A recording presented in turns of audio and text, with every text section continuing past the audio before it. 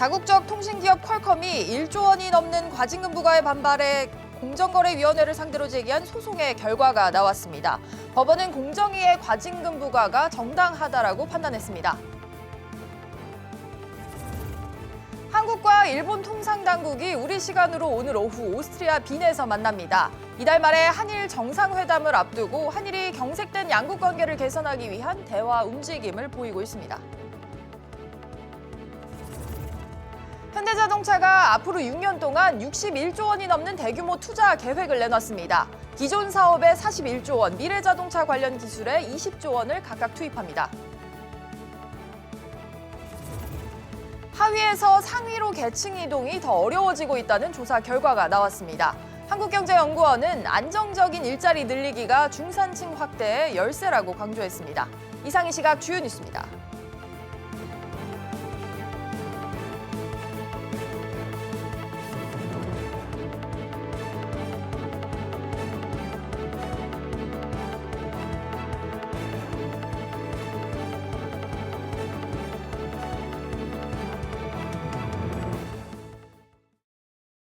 시청자 여러분 안녕하십니까? 백브리핑 시시각각 시작합니다. 첫 소식입니다. 3년 전에 공정거래위원회가 세계 최대 통신용 반도체 업체인 퀄컴에 역대 최대 규모인 1조 원대 과징금을 부과했는데요. 퀄컴이 이에 불복해서 낸 소송에 대해서 법원이 공정위의 과징금 판단이 정당하다라고 방금 결론을 내렸습니다. 취재기자 연결해서 자세한 소식 들어보죠. 황인표 기자. 네, 황인표입니다. 네, 판결 내용 자세히 전해주시죠. 서울중앙지법은 오늘 오전 열린 선고 공판에서 이 공정위가 퀄컴에 부과한 과징금은 정당하다고 판결했습니다. 재판부는 퀄컴이 이동통신용 모뎀 칩세트 공급과 특허권과 관련해서 시장 지배적 지위를 남용했다고 판단했습니다. 또 공정위가 퀄컴에 보낸 시정 명령 중 일부를 제외하곤 모두 적법하다고 판단했습니다. 앞서 공정위가 과징금을 부과한 건 지난 2016년 12월인데요. 이 퀄컴은 이에 불복해 2017년 2월에 소송을 제기했고 오늘 2년 10개월 만에 결론이 나왔습니다. 이 과징금 결정을 내린 공정위 전원회의는 1심 기능을 하기 때문에 곧바로 이번 고등법원이 2심 판결을 맡게 됐습니다. 네, 벌써 꽤 오래된 일이라 기억 못하시는 분들 많으실 것 같은데요. 황 기자, 공정위가 앞서서는 왜 1조 원이 넘는 과징금을 부과하게 된 겁니까? 네, 공정위는 퀄컴이 이 글로벌 통신칩 시장에서 독점적 지배력을 이용해 삼성전자와 LG전자, 애플 등 휴대폰 제조사에게 부당한 계약을 강요했다고 봤습니다. 또 보유한 특허를 경쟁사들에게 제공하지 않아 독점적 지배력을 공고히 했다고 판단했습니다. 이번 재판은 1조 원의 과징금과 소송 인단 규모를 놓고 3개의 재판이라는 말도 나왔는데요. 이 공정위가 부과한 과징금 중 역대 최대 규모였고 이 퀄컴이 22명, 공정위가 27명의 변호인단을 꾸렸습니다. 이외에 LG전자와 인텔, 화웨이 등이 공정위를 위해 보조 참가 신청을 했습니다. 오늘 고등법원 판결이 나왔지만 패소한 퀄컴 측이 곧바로 상고할 것으로 예상됩니다. 이에 따라 대법원의 판단이 나오기까지 다시 상당한 시간이 걸릴 것으로 예상됩니다. SBS CNBC 황인표입니다. 네, 다음 소식입니다. 서울의 대표적인 재건축 단지 중 한 곳인 반포주공 1단지 3주구 조합이 기존 시공사와의 계약을 취소하고 새로운 시공사를 찾기로 했습니다. 그 배경에 관심이 쏠리는데요. 취재기자 연결해서 알아보겠습니다. 이광우 기자. 네, 이광우입니다. 네, 상황이 어떻게 진행이 되고 있습니까? 네, 반포주공 1단지 3주구 재건축 조합은 지난달 28일 대의원회를 열어 기존 HDC 현대산업개발 시공사 선정을 취소했습니다. 조합은 이미 주요 건설사에 시공사 재선정 입찰 의향서 공문을 보냈고 삼성물산과 현대건설, GS건설과 대우건설 등 모두 7곳이 참여 의사를 밝힌 것으로 전해졌습니다. 조합 총회는 오는 23일 열리는데요. 이때 이번 선정 취소 안건을 표결에 붙이면서 본격적으로 새로운 시공사를 물색하게 될 것으로 보입니다. 네, 기자. 그런데 이 현대산업개발이 시공사로 선정된 게 최근도 아니고 지난해 7월 1일이란 말이죠. 어떻게 이렇게 된 겁니까? 네, 조합 내부에서 끊임없이 이어졌던 갈등이 영향을 끼친 것으로 보입니다. 조합은 현재 친현산파와 반현산파로 나뉜 상황인데요. 앞서 시공사 선정 과정에서 2차례 입찰이 유찰된 뒤 현대산업개발과 수의 계약을 체결했는데 일부 조합원이 현산 측 제안서에 사업 재원 변경을 요구할 수 있는 소위 독소 조항이 있다면서 계약에 무효를 주장했습니다. 현산 측이 해당 조항을 삭제했다고 해명하면서 일단락됐지만 그 뒤로 재건축의 설계와 각종 시설의 공사 범위가 입찰 제한 때와 달라졌다는 등의 불만이 끊이지 않았습니다. 여기에 올해 초 총회에서 현대산업개발의 시공사 취소가 가결되면서 법정 공방까지 번졌습니다. 그리고 지난 6월 요건을 갖추지 못한 총회였다고 번번이 판단하면서 시공사의 지위가 유지됐지만 지난 10월 현대산업개발을 반대하는 측에서 조합장이 당선됐습니다. 결국 이달 예정된 총회에서 표대결을 통해 다시 갈등이 표면화될 전망입니다. SBS CNBC 이광호입니다. 네, 기획재정부가 지난 6월에 발표했던 공공기관의 경영실적 평가 결과를 수정을 했습니다. 감사원이 일부 공공기관에 대해서 회계 오류와 또 채용 비리 등을 지적했기 때문이라고 하는데요. 자세한 내용은 취재기자 연결해보죠. 정인아 기자. 네, 정인아입니다. 네, 경영실적의 평가 결과가 바뀐 공공기관들 어떤 곳들이 있습니까? 우선 코레일의 경영실적 점수가 깎였습니다. 감사원에 따르면 코레일은 2018년 회계연도에 당기 순손실이 발생했음에도 당기 순이익이 났다고 재무제표를 작성하면서 총 3,943억 원의 순이익을 부풀린 것으로 밝혀졌는데요.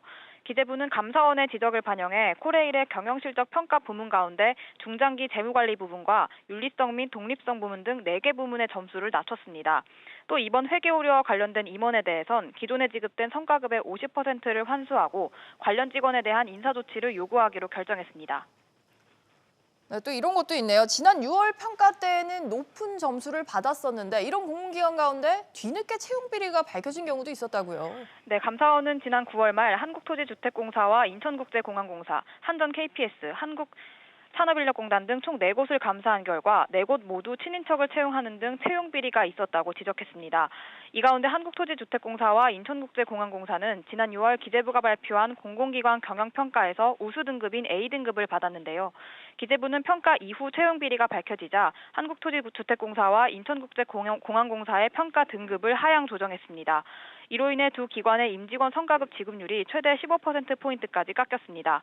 기재부는 6개월 만에 공공기관 평가 결과를 바꾼 것과 관련해 공공기관 운영법에 따라 기재부가 6월에 평가 결과를 발표하도록 돼 있으며 이후 진행된 감사원의 지적을 반영한 것이라고 밝혔습니다. SBS CNBC 정인아입니다.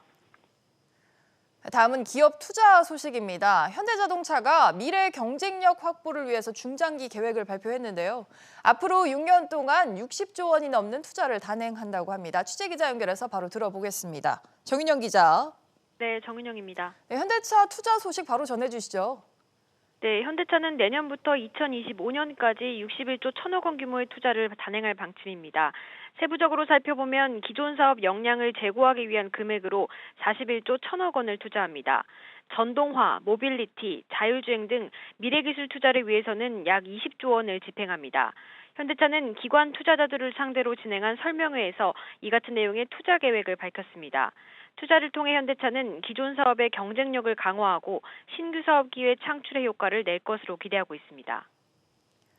네, 이번에 영업이익률 목표도 제시를 했다고요.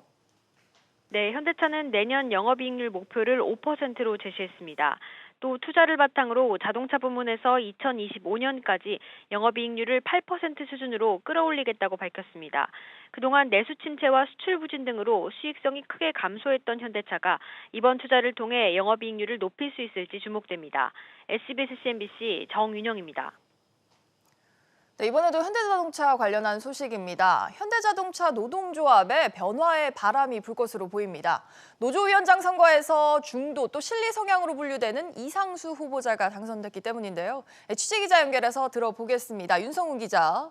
네, 윤성훈입니다. 네, 이상수 당선자가 근소한 차이로 강성 성향의 후보자를 앞섰다고요. 네, 그렇습니다. 오늘 새벽 나온 현대차의 노조위원장 선거 결과 중도 실리파 이상수 후보가 2만 1천여 표로 49%를 넘는 지지를 얻어 당선됐습니다. 하지만 2위와의 격차는 0.93%, 405표에 불과했습니다. 네, 사실 그동안 현대차 노조는 좀 강성 노조로 분류가 되기도 했었는데요. 이렇게 변화의 모습을 보이는 이유 뭘까요? 네, 고용에 대한 불안감이 작용한 것으로 보입니다. 최근 세계 자동차 시장이 위축되면서 미국과 일본 등 글로벌 완성차 업체의 구조 조정이 이어지고 있습니다.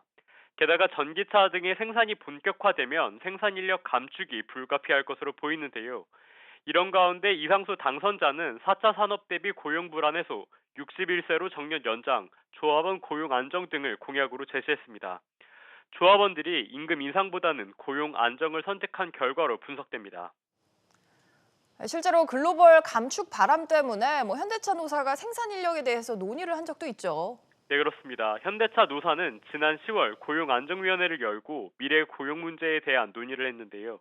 기술 변화 등에 따라 2025년까지 생산 인력이 20%에서 40%까지 줄어드는 것이 불가피하다는 분석도 나왔습니다. 당시 자문위는 4차 산업혁명에 제대로 대응하지 못하면 노사가 공멸할 수 있다는 인식을 해야 한다고 강조했습니다. SBS CNBC 윤성훈입니다. 금융업계를 대변하는 금융투자협회 차기 회장 후보자 공모가 조금 전 끝이 났습니다. 서재익 하나금융투자 전무가 막판 깜짝 출사표를 던지면서 모두 4명의 후보자가 경합을 벌이게 됐습니다. 관련해서 취재기자 연결해보죠. 류정우 기자. 네, 류정훈입니다. 네, 어제였죠. 서재익 전무가 깜짝 출마 의사를 밝혔네요. 네, 그렇습니다. 나재철 대신증권 대표와 신성호 전 IBK 투자증권 대표, 정기승 KTB 자산운용 부회장의 서재익 하나금융투자 전무까지 가세하면서 총 4명의 후보가 협회장 자리를 놓고 경합을 벌이게 됐습니다.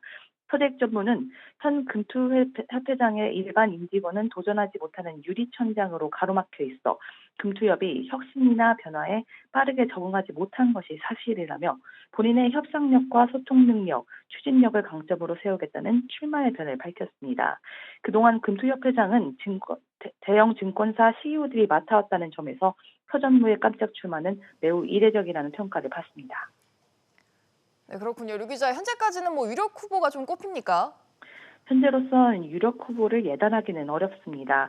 당초 최연만 미래에셋대우 수석 부회장, 유상호 한국투자증권 부회장, 전병조 전 KB증권 사장 등 유력 후보로 거론됐던 인사들이 출마하지 않으면서 이번 선거는 다소 김이 빠진 모양새였는데요. 서 전무의 출마로 후보자들 간 경쟁이 더욱 치열해지면서 판세를 예측하기 힘들어졌습니다. 금투협 회장 후보 추천위원회는 출마한 4명의 후보자에 대해 심사를 거친 후 최종 후보자를 선정하고 협회사들의 투표를 통해 협회장을 뽑게 됩니다. SBS CNBC 류정훈입니다. 이재용 삼성전자 부회장이 이번 달 중순에 스웨덴의 최대 기업인 발렌베리 그룹의 회장을 만날 것으로 알려졌습니다. 발렌베리 그룹은 삼성이 기업 운영 방식을 벤치마킹해온 곳이기도 한데요. 관련해서 취재기자 연결해보겠습니다. 서주연 기자. 네, 소주연입니다. 네, 이재용 부회장이 발렌베리 그룹 회장과 곧 만날 전망이라고요. 네, 그렇습니다. 재계에 따르면 이재용 삼성전자 부회장은 오는 18일 또는 19일 스웨덴 최대 발렌베리 그룹의 마르크스 발렌베리 회장을 만날 예정인 것으로 알려졌습니다. 발렌베리 회장은 스테판 레번 스웨덴 총리와 함께 오는 18일 경제사절단 자격으로 우리나라를 방문할 예정입니다. 한 스웨덴 비즈니스 서밋과 청와대 만찬도 예정이 되어 있는데요. 발렌베리 회장은 방한 기간 이 부회장과 단독으로 만날 전망입니다. 네, 그런데 스웨덴 발렌베리 그룹 잘 모르시는 분들도 있을 것 같습니다. 어떤 기업입니까? 네, 이 발렌베리 그룹은 스웨덴 통신 장비 업체인 에릭슨, 가전기업 일레트로룩스, 또 중공업 기업 ABB와 은행 등 100여 개 기업을 갖고 있습니다. 스웨덴 국내 총생산의 3분의 1을 책임지고 있는데요. 발렌베리 그룹은 유럽에서도 최대 규모의 기업으로 꼽힙니다. 또 오너가와 노빌리스 오블리제를 실천하는 대표 기업으로도 꼽힙니다. 이런 이유로 삼성은 그동안 발렌베리 그룹의 기업 운영 방식 등을 일부 벤치마킹 해온 것으로 알려졌습니다. 네, 그렇군요. 이번 만남이 이루어지면 좀 어떤 의미가 있을까요? 네, 이 부회장은 지난달 고 이병철 선대 회장의 추도식에서 상생을 강조한 바 있습니다. 선대 회장의 사업보국 이념을 기려서 우리 사회와 나라의 보탬이 되도록 하자라고 밝혔는데요. 사회적 책임을 강조하고 있는 발렌베리 회장과의 만남을 계기로 상생과 두 회사 간의 협력을 논의할 것으로 예상됩니다. SBS CNBC 서주연입니다.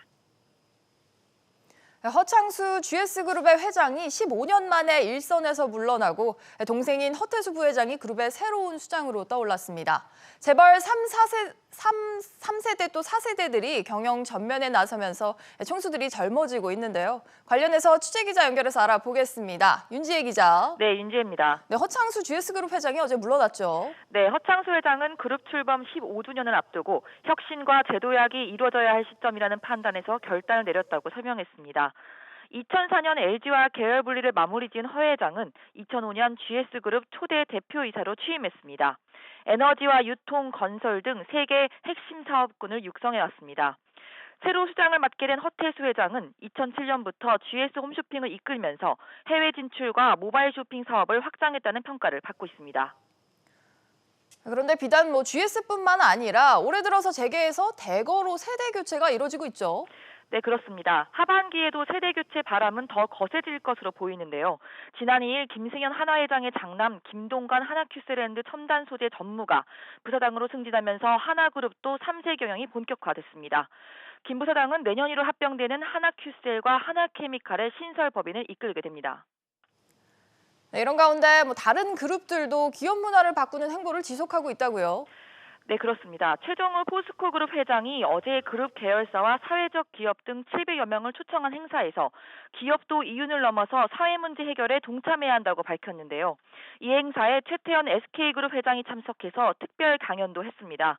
최 회장은 기업이 보유한 기술과 인프라를 사회와 공유해야 한다면서 사회적 기업 전도사 역할을 자처했습니다. 네, 삼성 소식도 있네요. 삼성도 시민들에게 이 삼성의 비전에 대해서 설명하는 자리를 가졌다면서요.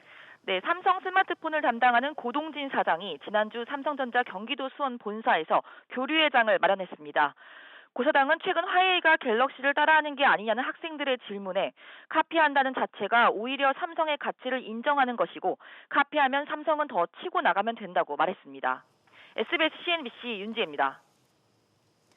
다음은 한일 수출 규제와 관련한 소식입니다. 우리 시간으로 오늘 오후에 한일 국장급 만남이 이루어집니다. 이런 가운데 도미타고지 신임 주한 일본 대사의 발언이 주목을 받고 있는데요. 관련해서 취재 기자 연결해보죠. 오정인 기자. 네, 오정인입니다. 네, 도미타 대사가 어제 새로 부임을 했죠. 어떤 메시지를 냈습니까? 네, 도미타 대사는 한일 갈등과 관련해 해결을 위한 가교 역할을 하겠다고 강조했습니다. 어제 저녁 김포공항을 통해 입국한 도미타 대사는 한일 관계는 매우 엄중한 상황이라며 이같이 밝혔는데요. 그러면서 일본 내에서도 한국과의 관계를 지금과 같이 방치해선 안 된다는 공통 인식이 있다고 말했습니다. 일본 입장을 주장할 건 주장하고 또 한국 측 의견에도 귀 기울이겠다는 겁니다. 네, 그동안과의 일본 정부 입장과는 조금 온도차가 있는 것 같습니다. 네, 도미타 대사는 지난 노무현 정부 시절 주한 일본 대사관 참사관과 공사를 지낸 바 있는데요. 따라서 한일 주요 현안에 대한 이해도가 높다는 평을 받고 있습니다. 이번 달 말 한일 정상회담이 추진되는 가운데 일본 대사가 유화적인 발언을 해 그 배경에 관심이 쏠리고 있습니다. 네, 오 기자, 이런 가운데 오늘 오후에는 한일 간의 국장급 대화가 있다고요. 네, 회의는 우리 시간으로 오늘 오후 오스트리아 빈에서 진행됩니다. 이번 달 셋째 주 개최 예정인 제7차 수출관리정책 대화에 대한 준비회의 형식인데요. 이 자리에서 양국은 정책 대화 주요 의제 등을 논의하고 또 결정하게 됩니다.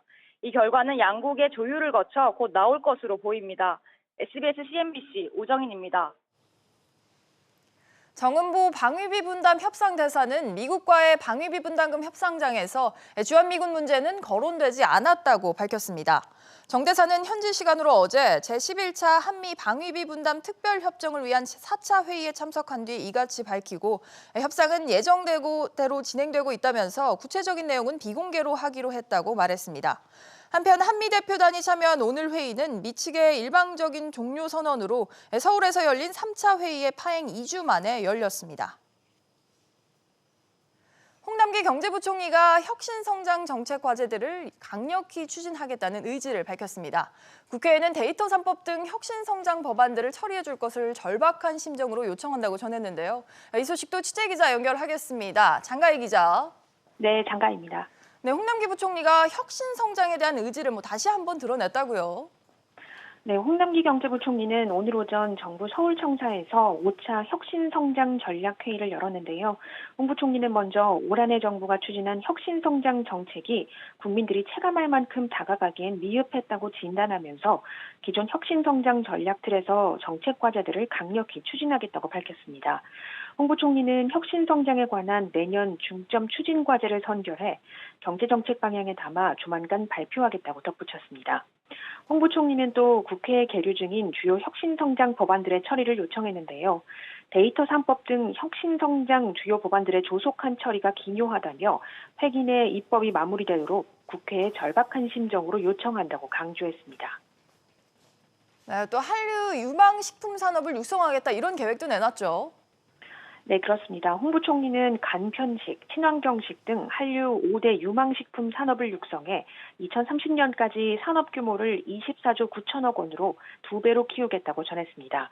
아울러 국내에도 세계적 수준의 유니콘 핀테크가 출연할 수 있는 환경을 조성하겠다며 이를 위해 혁신금융 서비스를 100건 이상 창출하고 핀테크 기업에 특화한 인시 허가 제도를 도입하겠다고 밝혔습니다. SBS CNBC 장관입니다. 다음 소식입니다. 우리나라에서 이른바 계층 간의 이동이 어려워졌다라는 조사 결과가 나왔습니다. 자세한 내용은 취재기자 연결해서 바로 알아보죠. 이한나 기자. 네, 이한나입니다. 네, 계층 간의 이동성 어느 정도나 정체가 된 겁니까? 네, 먼저 계층 이동성이란 가구를 상위, 중산, 하위층으로 분류해 계층 간 이동이 일어나는 빈도를 분석한 것을 말합니다. 그런데 한국경제연구원이 2007년에서 2017년에 우리나라 가구의 계층 이동성을 분석한 결과 이동이 정체하는 현상이 증가했습니다. 구체적으로 2년 단위로 분석해보면 2007년에서 2009년에는 정체 가구의 비중이 73.2%였지만 2015년에서 2017년에는 이 정체 가구의 비중이 이보다 증가한 75.5%로 나타났습니다. 네, 이렇게 계층 간의 이동이 활발하지 않고 정체되는 데는 좀 어떤 영향이 끼친 요인입니까? 네, 한국경제연구원은 취업과 관련한 변수들을 꼽았습니다. 안정적인 고용 형태에 놓여 있을수록 중산층에 속할 가능성이 높아졌다는 분석을 내놨습니다. 가구주의 취업 형태가 상용직이면 중산층에 속할 가능성이 40%포인트 증가하는 것으로 나타났고요.